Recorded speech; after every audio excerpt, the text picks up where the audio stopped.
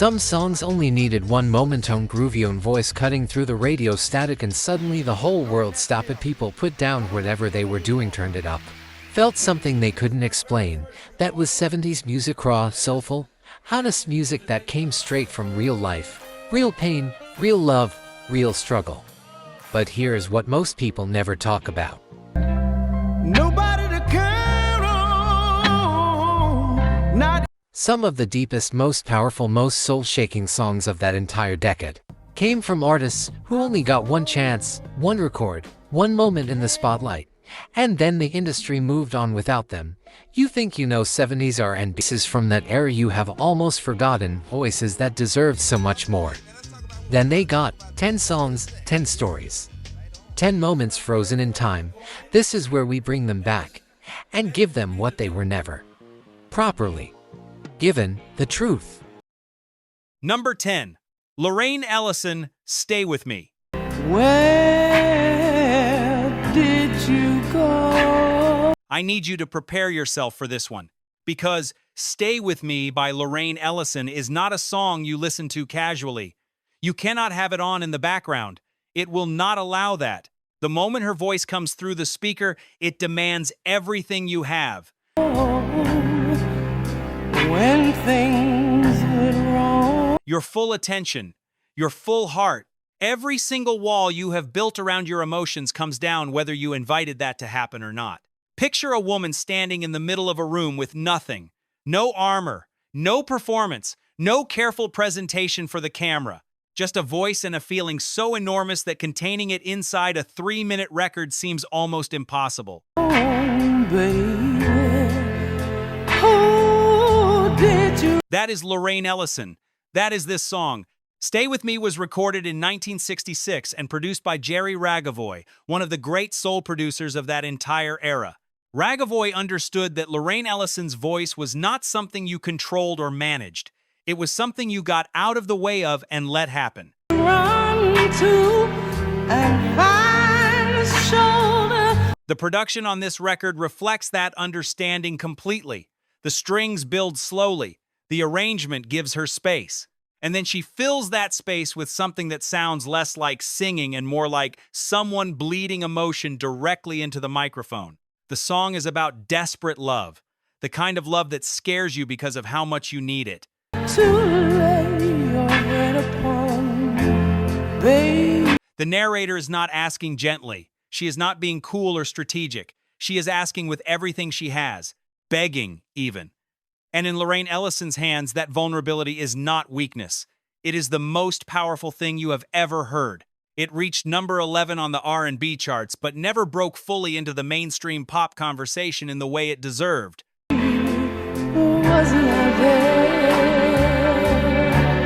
Here is your fun fact. Janis Joplin heard Stay With Me, and it changed her understanding of what a vocal performance could be. The influence of Lorraine Ellison on Joplin's approach to emotional rawness in singing is something music historians have documented. A black R&B singer from Philadelphia directly shaped the sound of one of rock music's most iconic white female performers. Did not take good care of you. That lineage is real, and it matters. Why is Lorraine Ellison forgotten? She recorded for Warner Brothers, but the label did not invest in her the way her talent warranted. The follow-up campaign after Stay With Me was minimal. She continued to record through the late 60s and into the 70s, but never received the promotional infrastructure that could have built a sustained career. No, I can't believe. The music industry of that era consistently underinvested in black female artists who were not already operating at the very top of the commercial hierarchy. She passed away in 1985, and the full scope of her influence was never properly acknowledged in her lifetime.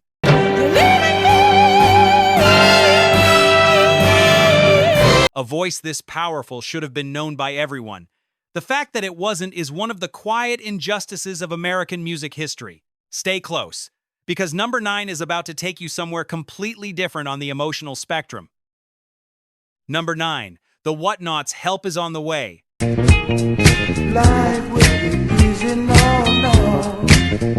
Right, now we shift. Because after the devastation of that last entry, I want to bring you something that lifts, something that holds you, something that reminds you why soul music was called soul music in the first place. She never told me. Help Is on the Way by the Whatnauts is exactly that kind of record. The Whatnauts were a Baltimore-based vocal group who came up through the harmony tradition of East Coast R&B. You can hear that tradition in every note they sing together. The blend is warm and natural. Every day would be peaches and cream, but she said The way their voices find each other in the harmonies sounds less like rehearsal and more like breathing, like something they were born knowing how to do. Picture a Sunday morning, light coming through a window, the kind of morning where the weight of the week hasn't landed yet and everything still feels possible. you got a problem.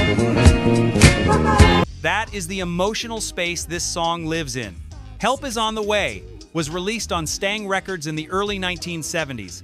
The production has that classic East Coast soul warmth, lush but not overcrowded. The rhythm section gives the vocals room to breathe. That's hard for you to get. When The message is exactly what the title says. Whatever you are going through, whatever burden you are carrying right now, help is coming. Hold on. Don't give up. Something better is on its way. In the context of what Black communities in America were navigating in the early 1970s,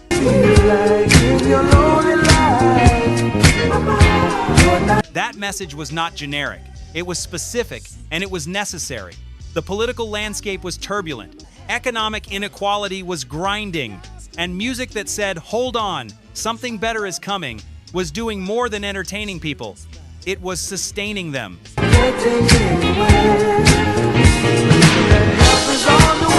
Here's your fun fact.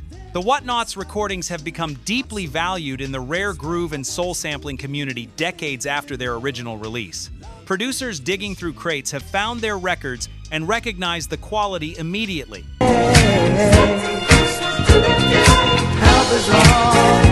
Their harmonies have been sampled and interpolated in ways that introduce their sound to generations who had never heard the original recordings.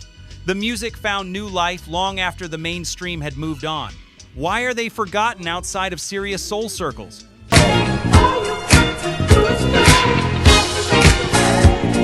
Stax Records was an independent label without the distribution reach of the major labels.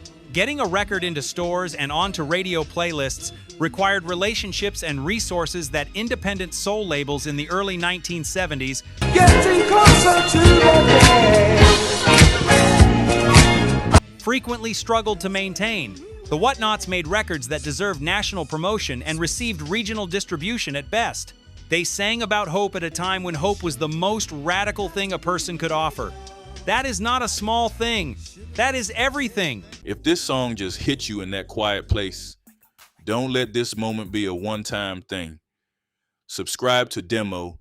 We're building a home for real R&B and soul. The kind that heals, the kind that tells the truth. Hit subscribe and come back whenever you need a song that understands you. Every story you see here takes hours of digging, piecing together history, and bringing forgotten moments back to life. If you'd like to support that work, you can become a channel member. It's just the cost of a cup of coffee, but it helps us keep these stories alive, and for that, we're grateful. Number 8. Z. Hill. Don't make me pay for his mistakes. Don't make me pay for a mistake, babe. Now, I want to talk to you about a man who understood something fundamental about R&B that a lot of artists in his era never quite grasped. Z. Hill understood that the truth is always more interesting than the performance of truth. Either one did you wrong. He wasn't trying to be the most polished voice in the room. He wasn't going for the most acrobatic runs or the most technically impressive delivery.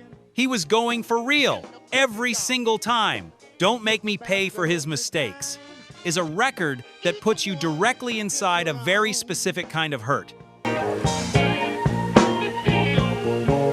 don't make me pay for a mistake. The checks kind of hurt that isn't even about what the person in front of you did. It's about what someone before them did and how that damage travels forward into the next relationship, whether anyone wants it to or not. Either one did. That is a complicated emotional situation to sing about. And Hill nails it with a directness that is almost uncomfortable in how recognizable it feels. Hill was a Texas-born soul singer who had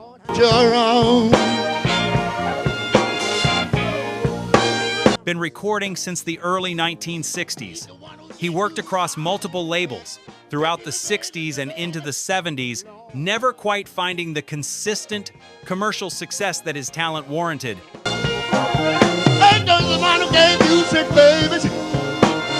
This particular track came from his period recording for Kent Records, a label out of California that was home to a number of significant but underappreciated soul artists during this era. The production is lean and purposeful. The band plays with real feeling. Nothing is wasted. And I'm the one who's trying to lead them home. The song does exactly what it needs to do, and then it ends.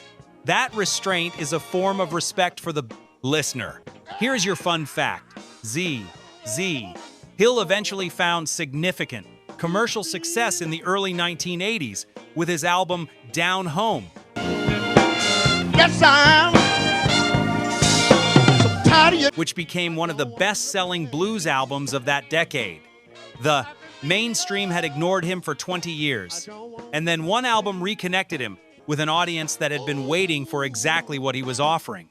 Sometimes the recognition comes late. Sometimes it comes when you have almost Telling me, baby, about how you managed your own. stopped expecting it. Why is this particular period of his work forgotten? Because the later success reshaped the narrative around him. When Down Home made him famous, it also reorganized how people understood his catalog. About how to take your welfare check and leave the kid. The earlier R&B work got filed under before he was famous, even though records like this one were every bit as strong as anything he made in the 80s. He spent 20 years telling the truth in empty rooms before the world finally turned around and listened. Without a phone. But I'm the one that's working. His early records deserved that same audience from the beginning. 6 minutes in. If this is resonating with you, if these stories are hitting the way I think they are, smash that like button right now. It genuinely helps this channel keep doing exactly this. Now let's keep going. Number 7, Doris Duke, To the Other Woman. My friends all ask me.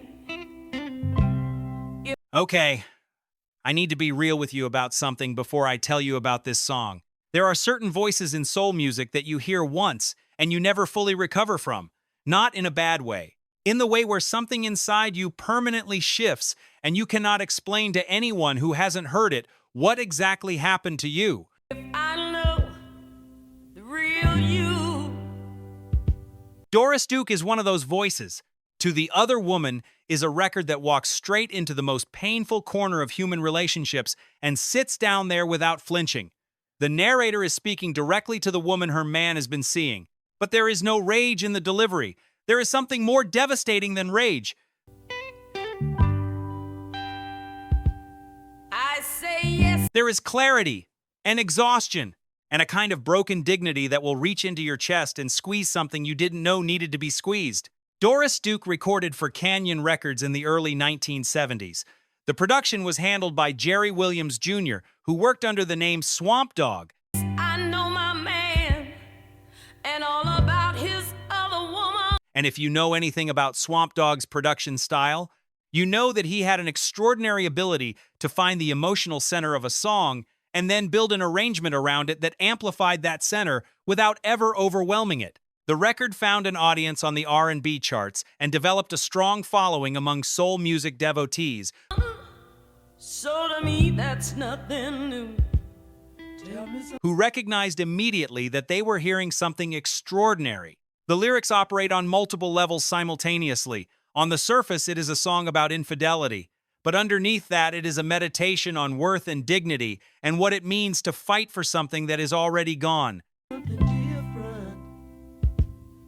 They say, please don't get. The narrator knows. She has known for a while.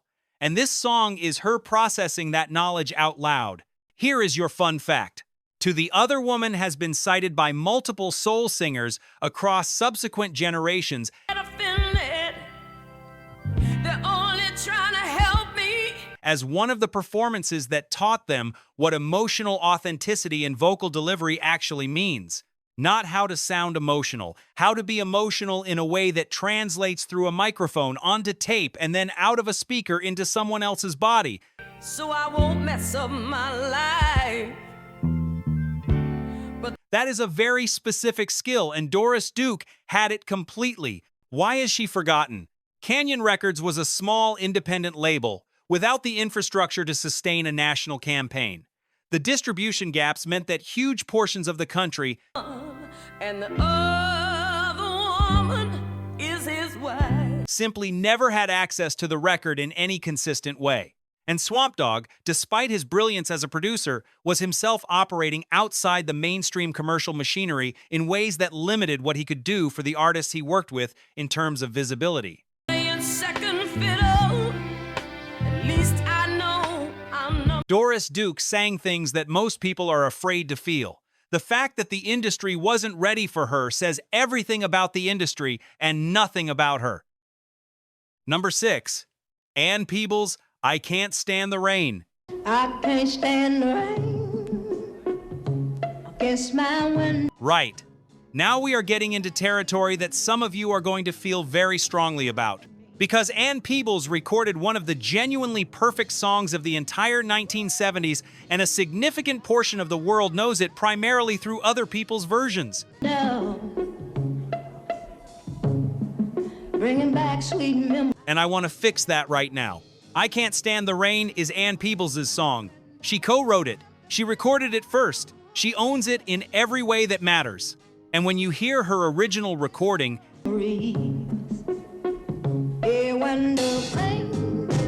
everything else you have ever heard that song become feels like a copy, because it is. Ann Peebles was a Memphis soul singer who recorded for High Records, the legendary Memphis label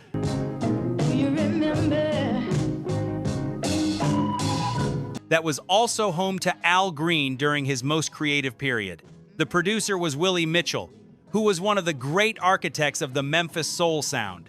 Mitchell's production style was warm and spacious. How sweet it used to be. He understood how to build a groove that felt inevitable rather than constructed. I Can't Stand the Rain was released in 1973, and it reached number 6 on the R&B charts and crossed into the Pop Top 40. The production centers around a timbales rhythm that is unlike almost anything else in soul music of that era.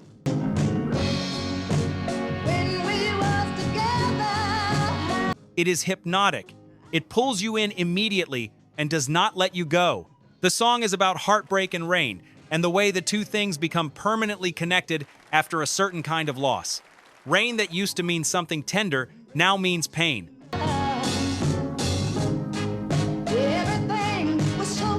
The weather itself has been contaminated by grief.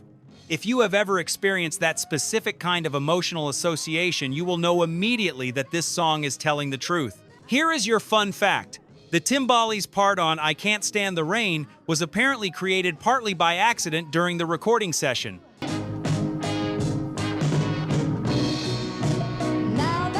The specific percussion sound that became the most recognizable element of the entire song was discovered rather than planned. Some of the most important moments in music history were not designed, they were found. Why is Ann Peebles under-recognized today? This is where I need to be careful and honest at the same time.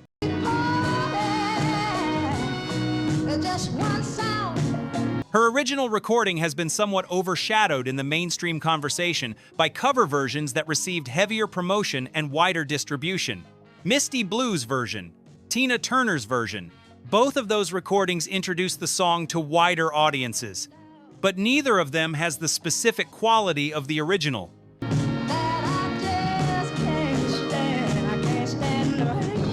The restraint of Ann Peebles' delivery, the way Willie Mitchell's production breathes around her voice. The original deserves to be the definitive version in everyone's mind. And for people who know it, it is. She wrote the song. Guess my window. She recorded it first. She sang it best. Know her name. Stay with me. Because number 5 is where the story gets complicated in ways I promised you earlier. Pay attention. Number 5. The Independents, Leaving Me. What in the world has come over you? Earlier in this countdown, I mentioned that one of these entries was going to open up something deeper than just the music. I told you to pay attention to certain threads about the industry, about power, about what happens when a record is successful and the people who made it see very little of what that success generates. Leaving me, oh baby, can't be. This is that entry. Now, I want to say clearly before anything else that I am going to be balanced here. I am going to share what is documented and what has been said on the record. There are different versions of some of these events, and I am going to present the full picture and let you form your own view. Tell me, baby, what you telling me? I want to know. The Independents were a soul vocal group from Chicago who recorded for the Wand Records label in the early 1970s.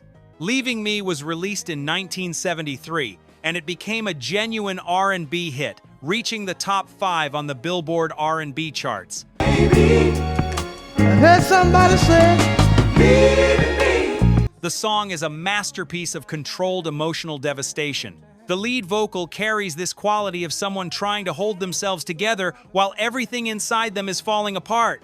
The production is immaculate. The harmonies support the lead perfectly. Got your clothes back, baby. This was a record that deserved to launch a major, sustained career.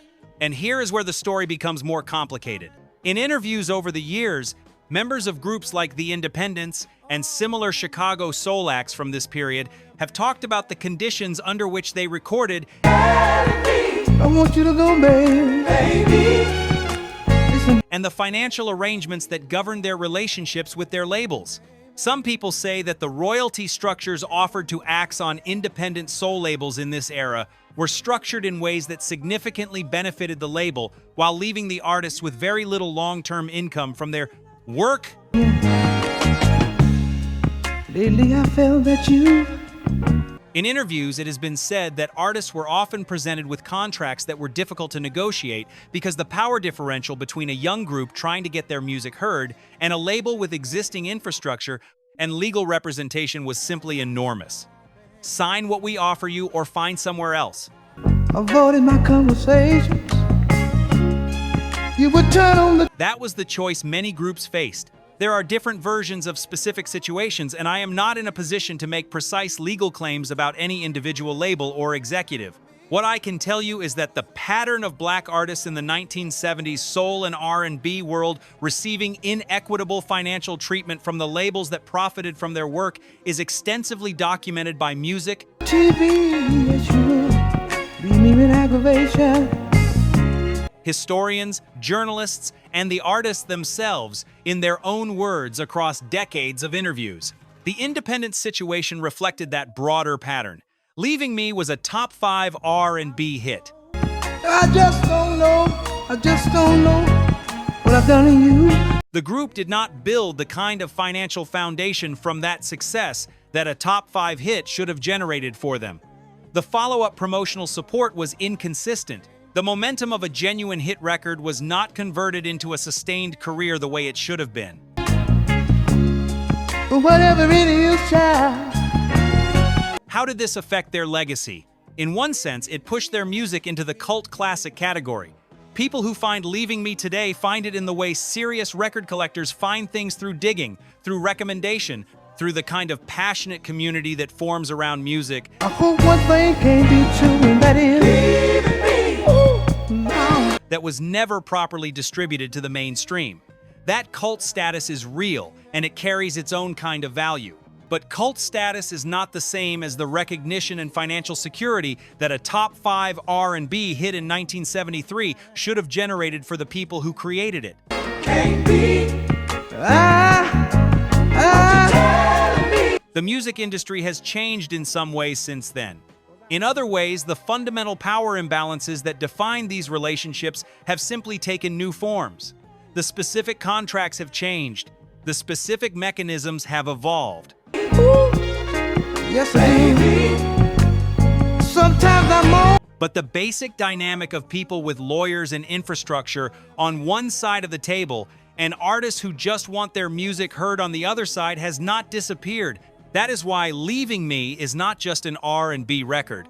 It is a document of an industry that consistently extracted more from black artists than it ever gave back. How long can't be? And that truth deserves to be spoken every single time we talk about this music. 15 minutes in, and we are deep in this history together. I want to know right now which story on this list has hit you the hardest. Drop the number in the comments. I am reading every single one. Number 4, Garnet Mimms' Cry Baby.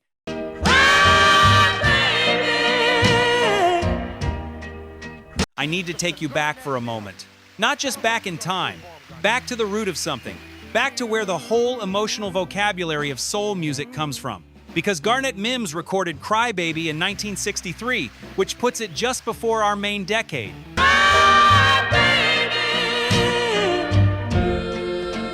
But his influence ran so deeply through 70s R&B that his story belongs here. And the specific way his legacy was handled by the industry is a 70s story, whether the recording date says so or not. Come back home. Garnet Mimms had a voice that sat right at the intersection of gospel and soul in a way that very few singers have ever managed. You could hear the church in every note he sang, not as a style choice, as a foundation, as the thing underneath everything else. How he told you. The emotional availability that his gospel training gave him was total. When Garnet Mimms sang about pain, you did not wonder if he had felt it. You knew. Cry Baby was produced by Jerry Ragavoy and released on United Artists Records. That he'd love you much. It reached number 1 on the R&B charts and crossed into the mainstream pop top 30. Janis Joplin later covered it, and her version introduced the song to a completely different audience, which is a pattern you may have noticed repeating itself across this countdown.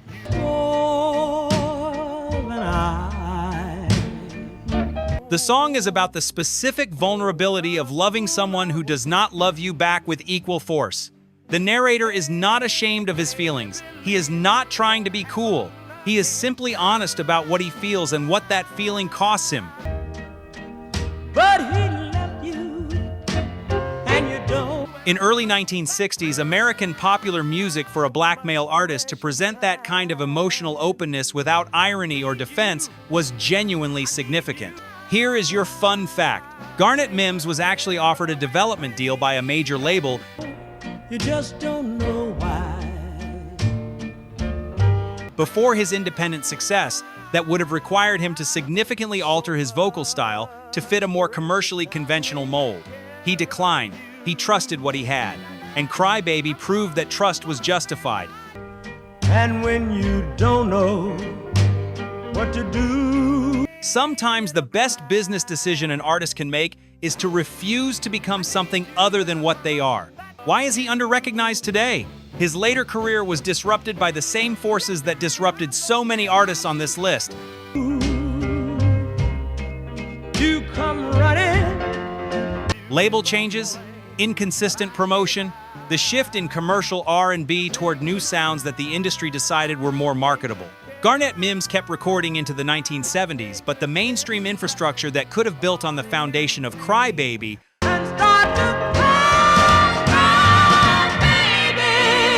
was never properly assembled around him. He sang from the deepest place a person can reach, and the industry treated that depth as a product rather than a gift. That is the central failure of this whole story. Number 3. Howard Tate, Get It While You Can. In this world where people... Right. We are in the top 3 now, and I want you to understand something about this next entry before I even say the title.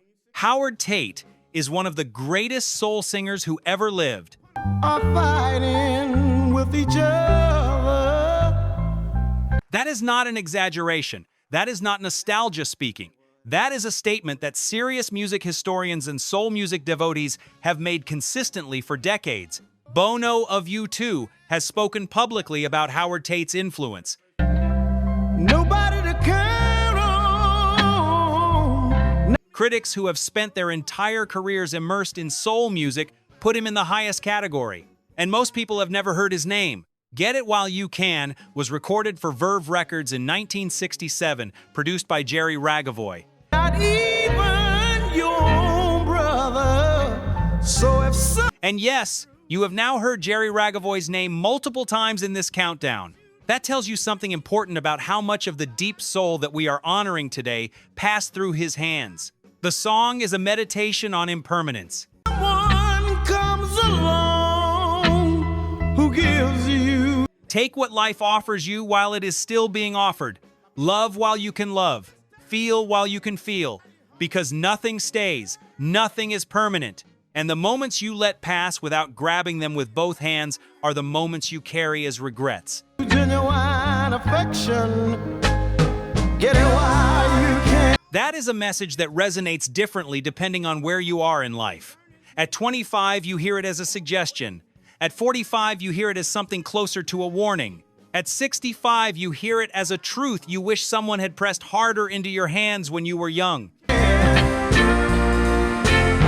it while you can. Howard Tate's delivery on this record is extraordinary. The control he has over his own emotional output is remarkable. He is not performing the feeling. He is feeling it and letting the microphone witness that. Here is your fun fact. Howard Tate essentially disappeared from the music industry in the early 1970s. Get it while you can. Not gradually faded, disappeared. He left music entirely. He worked other jobs. He lived a private life away from recording studios and stages for decades. And then in 2001, a soul music researcher tracked him down after years of searching. Don't turn your back on love. Having believed he might have died. Howard Tate was alive. He was found. He was convinced to come back. And the recordings he made after his return demonstrated that the voice had not diminished at all. When you love somebody. That story, a man of extraordinary talent simply walking away from an industry that did not treat him with the respect his gift deserved, is one of the most quietly devastating things in all of American music history. You're taking a chance on sorrow. Why was he forgotten? Partly because Verve Records was a jazz label that did not have the R&B promotional infrastructure to properly support what Howard Tate was doing. The fit between artist and label was wrong from the beginning. But who knows, baby? And when the commercial results did not match the artistic quality, the label's commitment to him diminished. He had one of the greatest voices in soul music history. The industry lost him for 30 years. That is not his failure. That is theirs. Number 2. Bettye Swann, Make Me Yours.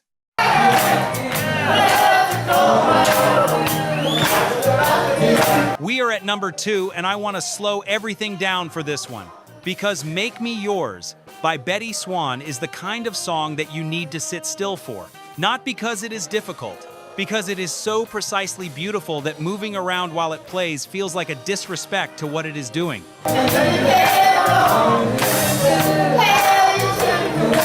Bettye Swann was a Louisiana-born soul singer who recorded for Money Records and later Capitol Records during the 1960s and into the 1970s. Make Me Yours was released in 1967 and reached number 21 on the pop charts and performed strongly on the R&B side.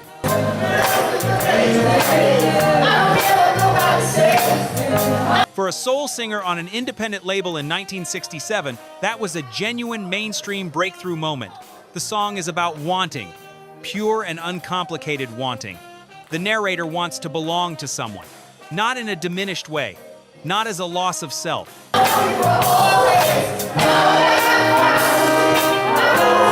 but in the way that loving someone completely can make you want to give yourself to them as an act of fullness rather than an act of need.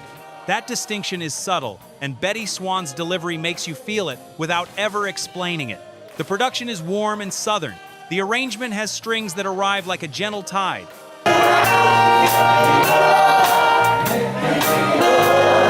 Her voice sits right in the center of everything, and every other element in the recording exists to support it. Here is your fun fact. Bettye Swann's version of Make Me Yours was not the first recording of the song, but it became so definitive that many people who later encountered the original didn't recognize it as the same song.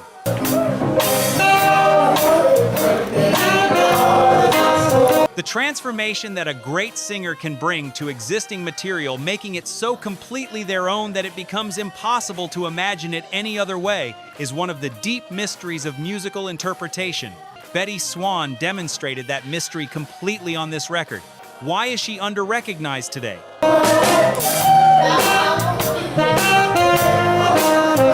Capitol Records signed her in the late 1960s, but the label's approach to promoting black soul artists during that period was inconsistent and often inadequate. The resources and attention that went to the label's white pop artists were not equally distributed.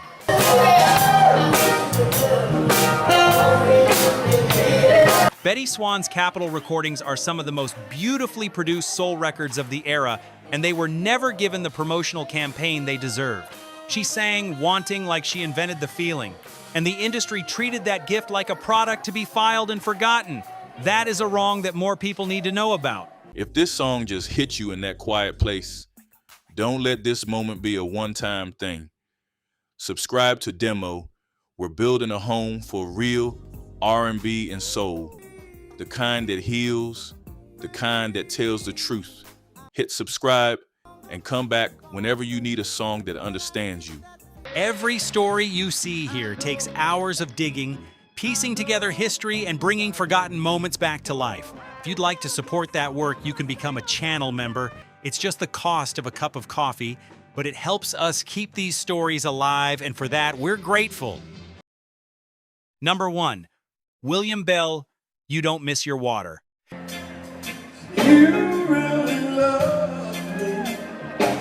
And I want you to understand why this song is sitting at the top of this list before I tell you anything else about it. It is not here because it is the most commercially successful entry on this countdown. It is not here because it has the highest chart position or the most dramatic backstory.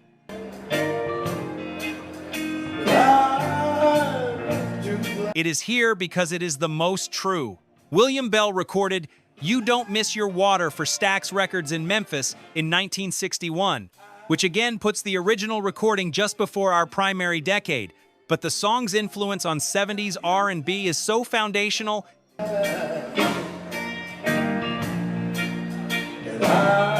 and the way it was treated by the industry across the 1960s and into the 70s is so representative of everything this countdown has been building toward that it belongs exactly here.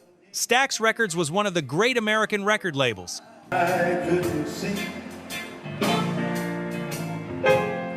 The music that came out of that building on Macklemore Avenue in Memphis was some of the most important American music of the 20th century.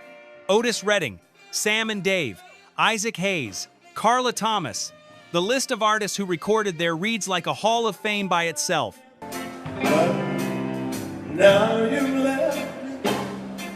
William Bell was there from almost the beginning.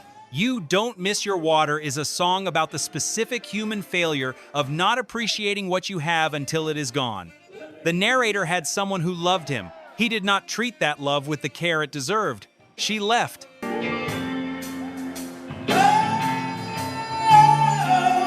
And now the absence of her is teaching him something he should have learned while she was still there to receive it. The title itself is a piece of wisdom. You don't miss your water until your well runs dry. That phrase predates the song. It is a piece of folk wisdom that has been passed down through generations of African American culture.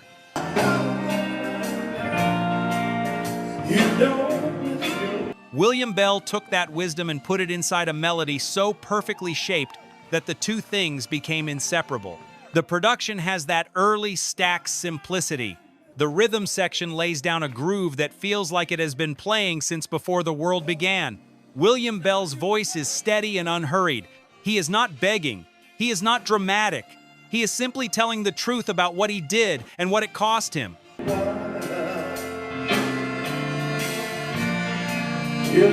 That restraint is what makes it devastating. The song was covered by Otis Redding in 1965, and Redding's version introduced it to a wider audience. Again, a black artist's original work made famous by a subsequent recording. The pattern is so consistent across this countdown that by now it barely needs commentary.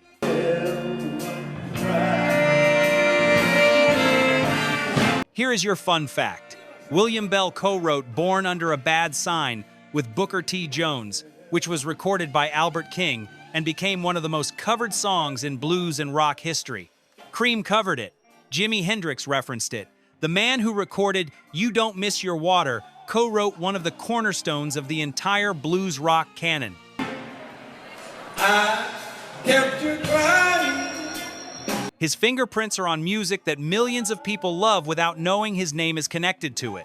William Bell kept recording. He kept touring. He stayed connected to music for decades after the Stax era.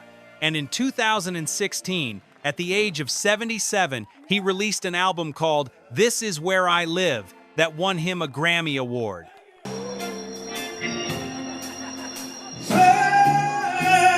Let that land. 55 years after You Don't Miss Your Water, a Grammy, at 77. The recognition came, late, as it so often does for the artists on this list, but it came. Why is You Don't Miss Your Water treated as a footnote in most music history conversations?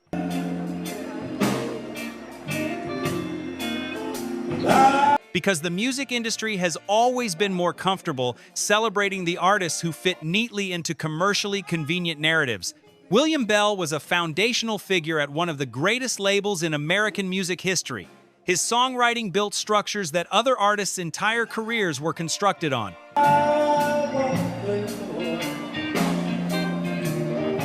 And yet the mainstream conversation about 70s R&B and soul rarely puts his name in the first paragraph. That changes today. In every conversation you have about this music from this point forward,